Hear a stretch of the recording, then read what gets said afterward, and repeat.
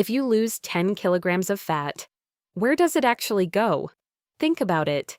When someone loses weight, the fat has to go somewhere. Does it turn into energy? Does it melt away?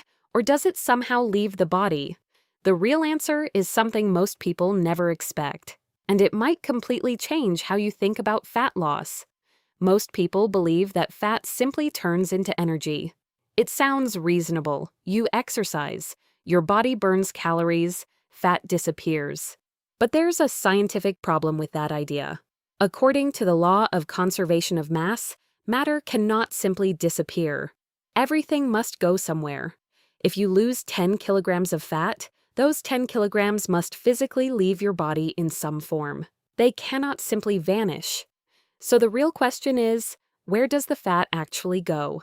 To understand where fat goes, we first need to understand what fat actually is. Fat is stored in your body inside special cells called fat cells. Inside these cells are molecules called triglycerides. These molecules are made from just 3 elements: carbon, hydrogen, and oxygen. In other words, fat is simply a collection of atoms. And atoms cannot disappear. They can only be rearranged, which means when you lose fat, those atoms must leave your body somehow. But how? Scientists have actually studied this question. And the answer comes from basic chemistry. When your body burns fat, the fat molecules react with oxygen. This reaction breaks the fat molecule apart and creates 3 things: energy, carbon dioxide, and water. The energy is used by your cells, but the carbon dioxide and water must leave the body. So where do they go? Most of the fat you lose actually leaves your body when you breathe. When fat molecules are broken down, the carbon atoms combine with oxygen to form carbon dioxide. This carbon dioxide travels through your bloodstream to your lungs, and every time you exhale, you breathe it out.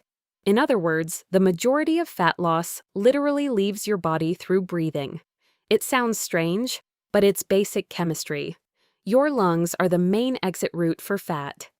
Let's go back to the original question. If you lose 10 kilograms of fat, where does it actually go? Scientists calculated the answer. About 8.4 kilograms of that fat is converted into carbon dioxide and breathed out through your lungs. The remaining 1.6 kilograms becomes water. This water eventually leaves the body through urine and other body fluids, which means most fat loss leaves the body through breathing. This also explains why exercise helps with fat loss. When you exercise, your muscles need more energy. To produce that energy, your body increases the breakdown of fat molecules. But this process requires oxygen. The more oxygen your body uses, the more fat can be converted into carbon dioxide. Activities like running, cycling, or brisk walking increase your breathing rate. That increased breathing helps your body remove more carbon dioxide, which means more of the carbon from fat is leaving your body through your lungs. In a strange way, fat loss is really about turning fat into carbon dioxide and breathing it out. Before we finish, let's clear up a few common misconceptions about fat loss. Because many popular weight loss ideas sound logical but are often misunderstood. One common explanation is that fat simply turns into energy. This idea is partially correct, but often misunderstood. When the body needs energy, such as during exercise or fasting, it does break down fat molecules. That process releases energy your cells can use. But the fat itself does not magically become energy.